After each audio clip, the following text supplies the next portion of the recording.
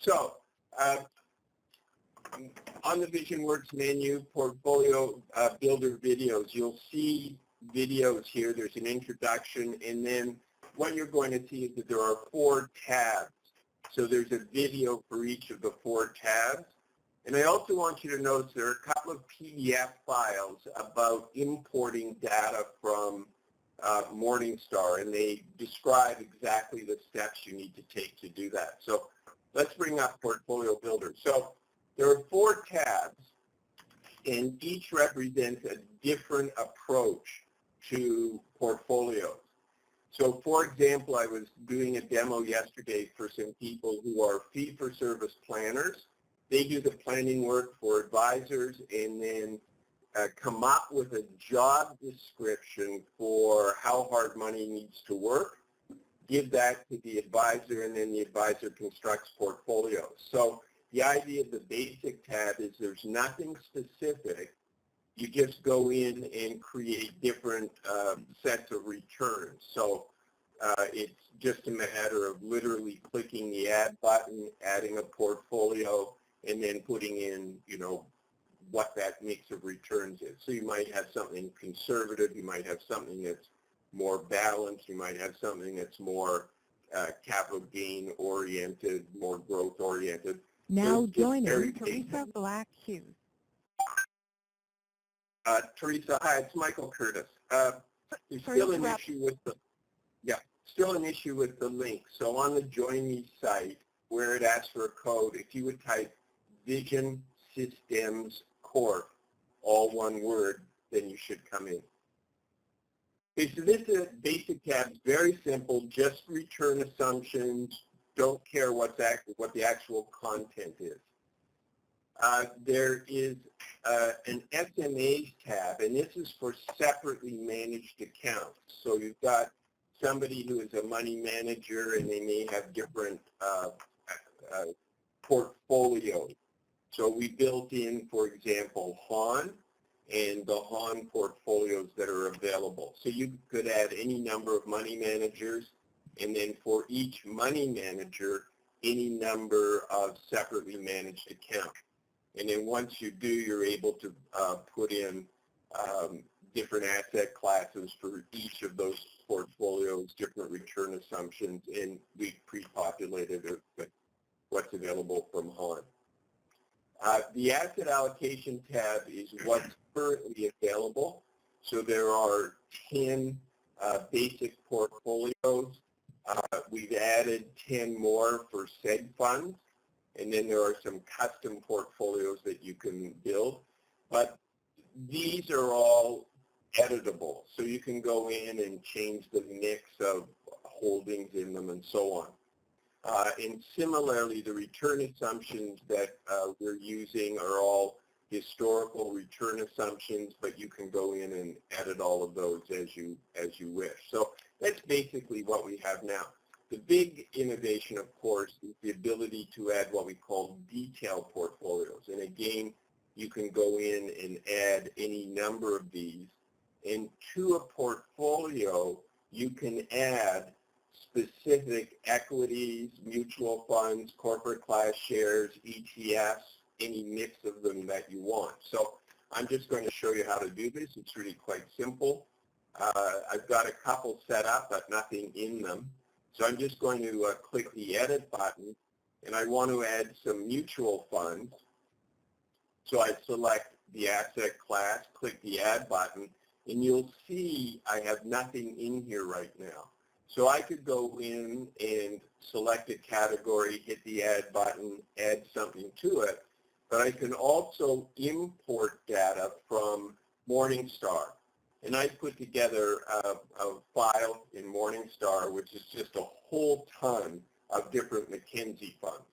Just, you could have a mix of any number of fund companies and different funds you like from the different fund companies, and you would set that up in Morningstar, and then you would just hit do an export from Morningstar, hit the import button, and bring them all over.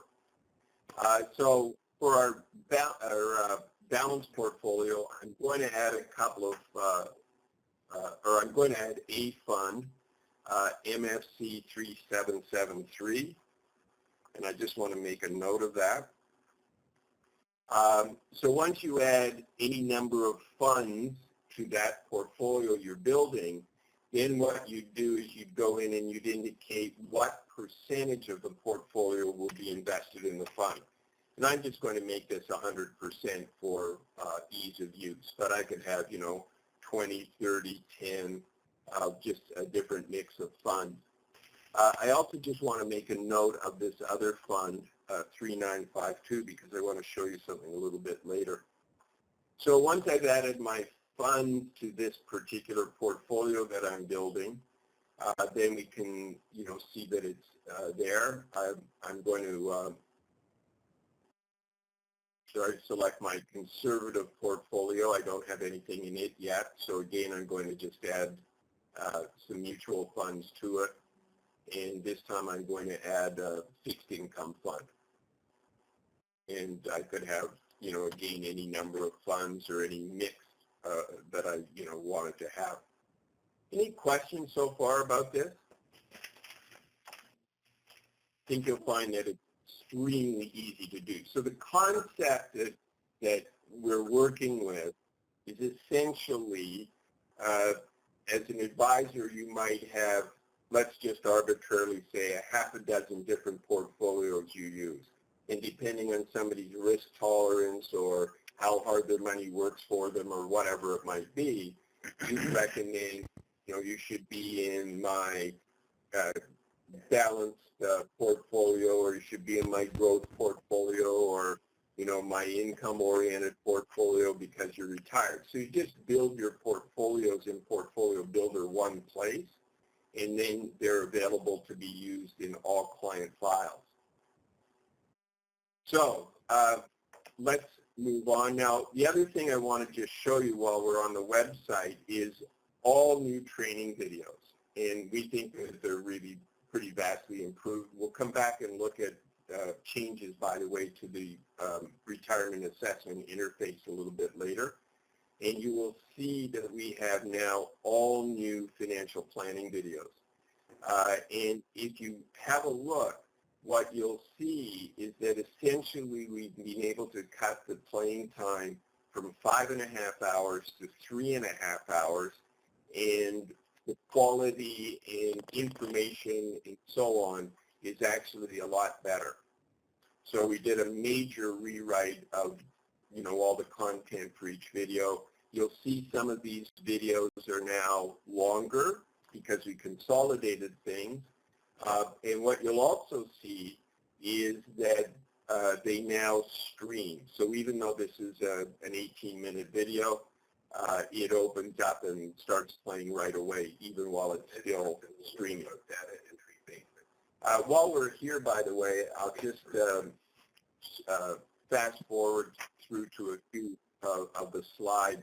You'll also see that the quality of them, sound-wise and just presentation-wise, is way better. So we've been using the very latest version of the software that's used to record videos.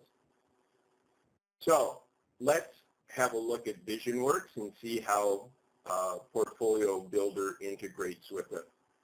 So first of all, in the past, we had what we called the default portfolio. And it operated like a Manulife One account, sort of a combined bank account and portfolio. And then what you could do is you could go in and you could separately create a non-registered portfolio. So the way the software works now is that when you load it up, banking account will not be selected. You can go in, use the primary portfolio like a Manulife One account, or you can say, I want to use it like a bank account. So my salary will go in, my expenses will be paid from it. So all you do is select that banking account checkbox, and what the software will automatically do is set up a non-registered portfolio. And then once that's set up, any excess cash flow will flow into it, and automatically, if your expenses exceed your income in a year and you need to draw down, let's say on a non-registered portfolio, any money that's needed in the banking account to pay your bills will automatically be withdrawn from the portfolio. So let's go to current holdings and see how this looks. You can see the 4 tabs are there. So all you do is you enter the value of the portfolio, and then you select what kind of portfolio do I want to apply. Is it just the basic portfolio that I want to use? We have that conservative portfolio. Is it an SMA that I want to use? Or let's jump to detailed, or is it the detailed portfolio that I constructed in Portfolio Builder that I want to use? So I'm going to select detail, put in the portfolio value, and I've already actually pre-selected that. So let me just do a quick edit just so that the save button comes up. So I select the type of portfolio, put in the portfolio value, click save, and now that portfolio that we constructed in Portfolio Builder is being applied. And you can see here the different rates of return, the allocation of the portfolio. It happens to be all fixed income and so on. So quite literally, all you need to do is go to each portfolio, whether it's the RRSP, current holdings, apply a portfolio from Portfolio Builder. Again, I've got the conservative portfolio. You can also add specific holdings. So if you don't want to use a Portfolio Builder portfolio, you select current holdings, go to Portfolio Holdings. I'd have to delete this. And then I could hit the Add button and start adding different mutual funds or whatever it might be that I say imported from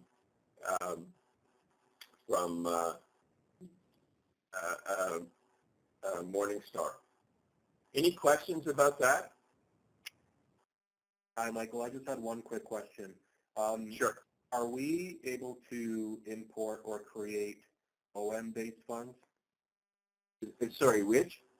OM-based funds, non-prospectus funds?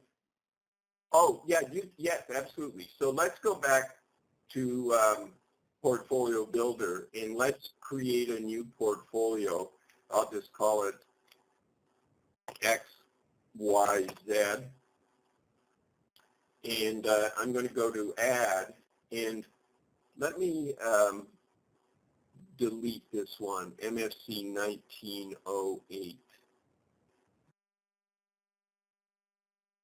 You just jot that down. Now I can go to fixed income, and I could hit Add, and it creates a blank line. And in that blank line, I can put in anything I want. You know, name something, assign returns, and so on. Okay, so you're free to not just import things, but you're free to create anything you want to. Okay. Great, thank you. And by the way, if you have not imported things from Morningstar, I deleted that particular fund. If I type in the fund code, MFC 1908, what you'll see is it's automatically populated. So it's actually referring to a fund data file of something like 20,000 different mutual funds, yeah, corporate class shares, and it's actually bringing in the data from there. Okay, so Michael, what would you do with the GICs? With GICs? Yeah. Yeah, well, we'll go to the GIC list. So we're not looking at specifics, but we're looking at different terms, and then you can put in, you know, different returns for those terms. Okay. Great, thank you. Okay. Michael, can you Any edit other? Sorry. Yeah. Can you edit the portfolio names? And can you have any number of portfolios? Yeah, absolutely. Oh, the portfolio names? Yeah, So, like you had conservative. sorry, Could I change that to something else? Yeah, so I sort of jumped ahead. You can edit anything you want. You could edit names. You can edit returns. So if I brought in a mutual fund, for instance, that's just been around the last 6 years, when markets have been relatively buoyant, then, my view might be those returns are overstated. And I might want to take those historical returns and cut them down. I still like the money manager, but I want to, cut them down. You can go in and edit. Yeah, Okay, you can go in and edit the name, Okay. add ETFs to this portfolio as well as mutual funds. You just select ETFs and add them in as well. And is there any limit to the number of portfolios you can create? Not at all. Okay. Nope. That's great. Thanks. Okay, and I also want you to notice that there is a Save to File button. So when you create these portfolios, you can save them. So it might be that one person in a firm creates the portfolios that you use, saves them, and then distributes them to everybody else. And then all anybody else needs to do is open Portfolio Builder, click the Load button, select the portfolio, and add it to their version of Portfolio Builder. Any other questions about that? And Michael, is there a return of capital category? I'm thinking of, these T8 funds which can take money out of mutual funds like 8% a year or whatever on a return of capital. The T-class shares? No, return of capital. They're withdrawal. They're basically static withdrawals, monthly withdrawals from corporate class funds, and there's a return of capital as opposed to other types of income. Yeah, and I think aren't they technically T-class shares? Yeah, T-class, but I don't see in your return assumptions. I'm not sure if it belongs there or not, but the T-class rate, would be say 6% or something, right?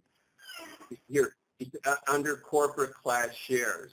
Now we haven't finished. You can see a T-class checkbox. So you'd select the checkbox once you add the T-class shares. We actually haven't finished doing that. That's on the to-do list. We needed to get, VisionWorks out because of the budget changes and so on. John, we were weeks behind what we anticipated. So that's actually on the to-do list. Is it pretty high up there, or is it? Yeah, it is actually. Yeah, okay. It is. So here you've got the different portfolios. Now, what you'll see in the solutions area is we've done a little reorganization, just move things around a little to lighten some screens up.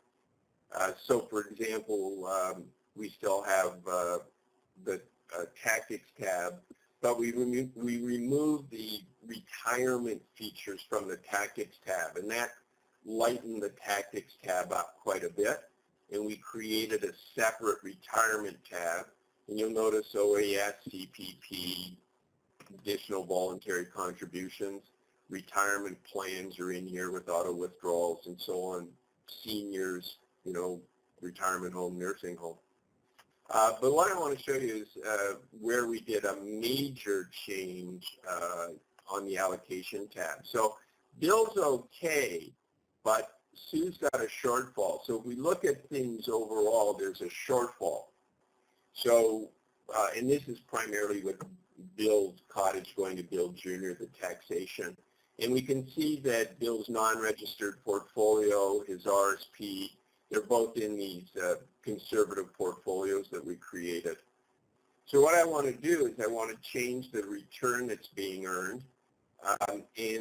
So all I need to do is select the first cell. So a single click to select it, I click again, and then I can go to the edit button and I can apply a different portfolio. I'm just not sure what our balanced portfolio, well, it's a pretty high rate of return, one of the more recent mutual funds. So let me use one of the HAN portfolios, Global Growth, 5.38 net return. So I can add that, say I want to, let's see what happens if I switch. And I could apply it just to the non-registered, apply something else to the RSP, doesn't matter. Or I could say I want to apply this across the board. So all I need to do is click Apply All, click the Save button, and now it's going to change those portfolios to the global growth focus portfolio. And then we'll see what impact that has. So one of the things that you well know that we promote is the idea as much as possible of working interactively with clients, collaboratively, where when we make changes, clients see the impact of the changes. And that whole approach to planning is very effective. It's also a big time saver. So we can see the line down here, that was the pre-change amount. We were underwater, and now we can see the results up here of making that shift. So it's pretty effective. Also, you can change allocations to reflect different stages of the client's life. So I could go down here, select this, let's just say it happens to be the year that Bill's retiring, and I could move to a more conservative and more income-oriented portfolio in those years.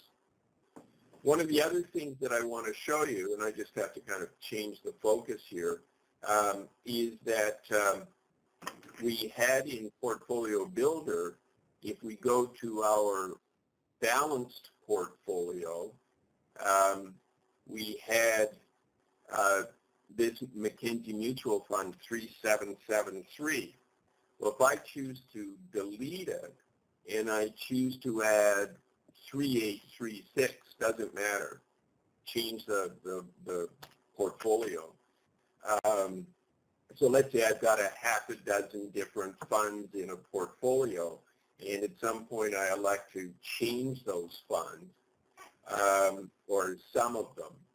I do that in Portfolio Builder, and when I go back to VisionWorks, and I'll just have to select this, what you'll see is that automatically it will be updated to that new mix of funds.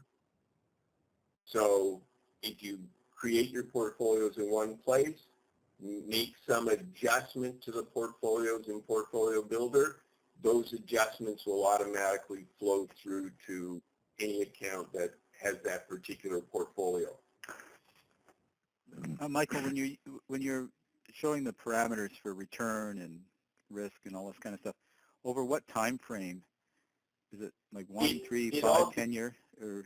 It all depends. It depends on the length of data that's available. So we always opt for the longest term. In some cases, from fund data, it's 3 or 10-year returns, just what fund data has available. But if you're using Morningstar, then it's whatever Morningstar is providing as far as the long-term return is concerned. Historical. Well, Morningstar gives you all time frames, right? Yeah. Yeah. So when you build your export file, you can use the longest time frame in Morningstar. Or shortest, whatever you want. Basically. Or shortest. Yeah. Okay. So any questions about that? So I want to show you a couple of other things. You can, if we open up Show Chart, we're looking at the return here. We're looking at the allocation. You can look at the allocation by geography. And you can also do a Monte Carlo. When you run a simulation, it doesn't take too long on an individual portfolio basis. You'll notice that you can do a Monte Carlo simulation for all portfolios, and that actually is quite a long calculation. It's very involved. So obviously we're not going to do that today. So one of the things that we did do was create a PDF file that I'll bring up that shows you the Monte Carlo simulation when it's done for all portfolios. So let me just see if I can make that a little clearer for you. So it's got the before, the after, and then it's got probability of success, etc. The other thing that I want to show you along this line is what the report output looks like. So I actually created a file, a PDF file, and what we'll look at first is what's produced on an individual portfolio basis. So if I scroll down, and I'll just enlarge this so you can see it more clearly, what you'll see is the current portfolio, whatever somebody's in now, the proposed allocation. You'll see whatever fees they're paying currently, including MERs, proposed fees, whatever the difference is. You'll see the comparison of the return assumptions, net return, standard deviation, and then the two portfolios are plotted on the graph. And then if we go to the next page, you'll see that it compares the weightings. In this case, it's a fixed income mutual fund versus a mix of different things from the HON portfolio. You'll see a geographical comparison, and then if we scroll down, you'll see any sector comparison. Now, in this case, HON doesn't provide sectors, so there's nothing that shows there. And then you'll see the Monte Carlo simulation comparing the two portfolios. So for each portfolio, it's generating about three pages of content. So if somebody's got an open account, a TFSA, an RSP, right away we're at 9 pages of content. And then if we're talking Bill and Sue, where all of a sudden our report's got 18 pages of portfolio content, which is, you know, obviously quite a lot. So one of the things you can do, and I'll just cut this down a little, is you can, in the main plan, there is a selection that allows you to do all portfolios. So it takes all of Bill's portfolios total, and it gives you total fees paid, proposed, total returns for all portfolios proposed, and then the overall allocation, geographical sectors, and then the Monte Carlo that looks at the comparison, all portfolios. This is where you can edit text, by the way. So the idea might be in your financial plan, you include only the total all portfolios for Bill, 3 pages, same thing for Sue, and then what you can do quite separately, just by changing the title text and selecting all portfolios plus the total, is then you can build a separate report, which is an investment policy statement that covers all portfolios plus the total. And you can keep that then as a separate report. So, you know, you're not making the plan proper overwhelmingly long. Questions about that?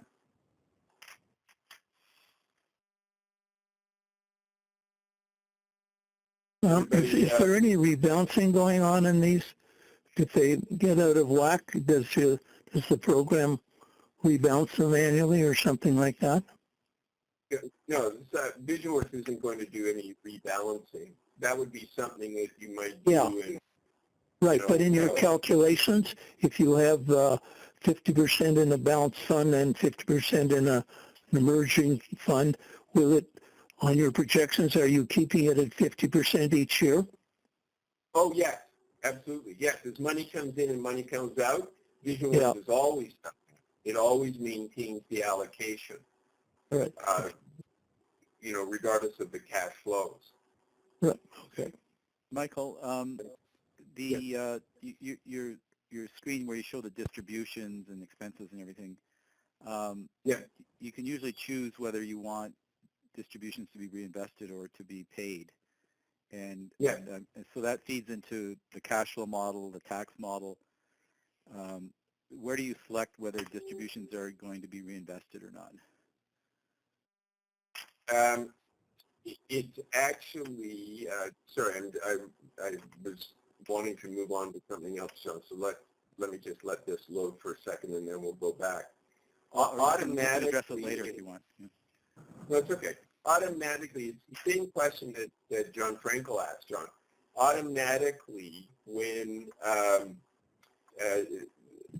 you have a portfolio that's earning returns, automatically those returns are being reinvested every year unless you indicate otherwise. And in that case, you can do, auto withdrawals. I need to take money out. So it's still maintaining the allocation. But what you can also do is you can turn off auto withdrawals, and you can go in and say, I've got a portfolio, pay me the returns that are being earned on it. And it might be interest dividend returns, might be capital gain returns. You have a selection of what you want to get paid.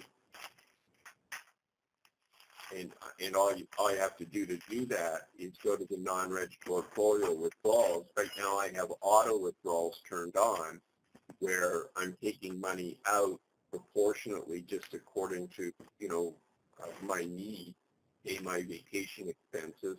But I could turn that off and choose instead to withdraw returns every year, whether they're interest dividends, capital gains. Or if I bought an annuity in this portfolio, just the annuity payment. Okay. So let's go back. I wanted to bring up the retirement assessment plan. So you remember, let's go back to the website and have a look at the page where the retirement assessment videos are. We lifted a graphic out of an article written by George Hartman, composed a graphic based on an article written by George Hartman in last August's Investment Executive. Hartman had interviewed an advisor. The advisor segmented the book. The advisor said 20% of my clients are A and B, 80% of my clients are C and D. Hartman said, have you applied revenues to those groups, which the advisor had not done. And when he did, he found that the 20% of the A and B clients were generating 70% of the revenues, and the 80% of the C and D clients were generating 30% of the revenues. So the 80-20 rule flipped over. So the issue for advisors, I believe, is that they tend to look at the frequency of plans and the type of plan that they're doing. If I've got 10 plans to do, 8 out of 10 plans are going to be for C and D clients. And so most of the plans I'm doing have to be done very efficiently. They need to be good quality, but they have to be done efficiently. Rather than looking at the productivity of the plans that are done, where 2 out of the 10 plans are actually for people who generate 70% of the revenues. So you remember what we did a year ago. We introduced what we call retirement assessments. Now, unlike other software that does how much income do you need in retirement, very simplistic plans, what we did was we took the full, robust VisionWorks, and what we did was we scaled it down. And in scaling it down, there was no loss of functionality in the sense of taxes are done correctly, all the OAS CPP rules are in there okay, you can split pension benefits, all of that sort of thing. If you do a retirement assessment plan and it just so happens that the client has a rental property, you can still add a rental property. So there's no loss of that kind of functionality. And that's as compared with a lot of retirement assessment software, which is actually, rather simplistic in its construction. So one of the things we did was we just cleaned up the retirement assessment output. So you can use these little slide bars, change retirement ages, change desired income. Let's just stay with Bill since that's all on side. So if Bill says, gee, everything looks good. what would happen if we spend a little more money a year? Could we afford to do that? Well, then you can just slide the bar and everything is recalculated. And then also, you'll remember that with retirement ages, in this particular plan, I have Bill and Sue as employees, and they contribute to defined contribution plans at work. So if I change their retirement age, make it earlier or later, what automatically happens is in the background is that contributions to the DCPs also change. So everything is completely integrated. You don't change the retirement age, which might affect salary, and then have to go someplace else and, change other inputs. Make one change and all inputs are automatically recalculated. So we can see we bumped up the salary, these expenses, and needless to say, we're running through the pot faster.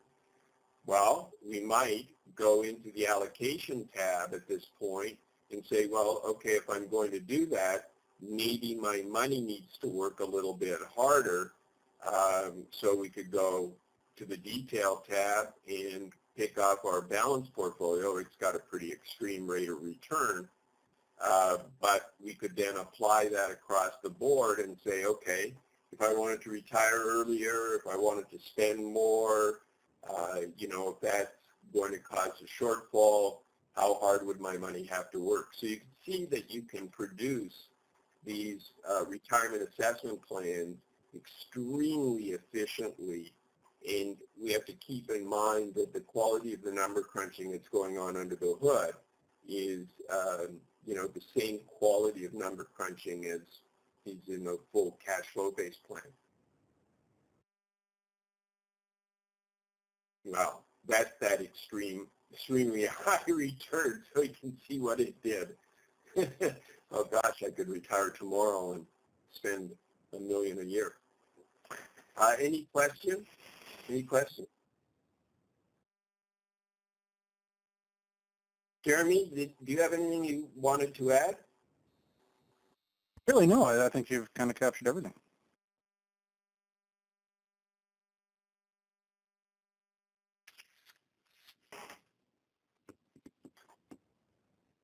I will show you one other thing for our existing clients, just so you're aware of how to manage this.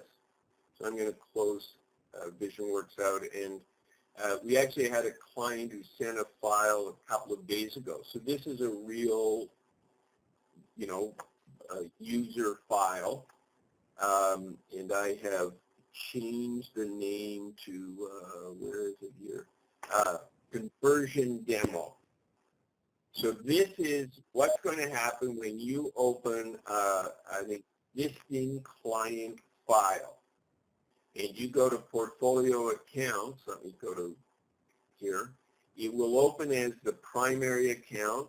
It will, have that Manulife One approach. And whatever portfolios you've constructed in that file previously, they will show up when you open things up. So it was a $3,000 portfolio. So if I want to make this now the banking account, what I need to do is just delete what's in the banking account, turn it into a banking account, click the Save button, go to the non-registered portfolio, and add that value in as the value of the non-registered portfolio rather than the default primary account. And then I can go and decide, well, what do I want to apply to this portfolio out of Portfolio Builder? And then everything is done. So not difficult. And in the newsletter that we sent out announcing Portfolio Builder, right at the very top in bold, there's a line about, important instructions. Click here. So there is a 1, 2, 3, 4 set of instructions of how to do that. But you can see it's very easy to do. I'm just going to switch to this new approach, So I'll make the primary account 0 and then add that value to the non-registered portfolio and then apply whatever portfolio I had applied before or something new that I've been able to build. Questions at all?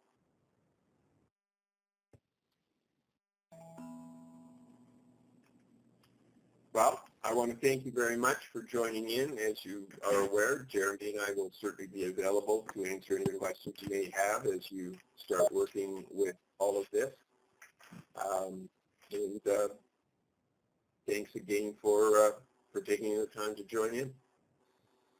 Thank you, Michael. Very Thanks interesting. very much, Michael. It was very good. Thanks, Mike.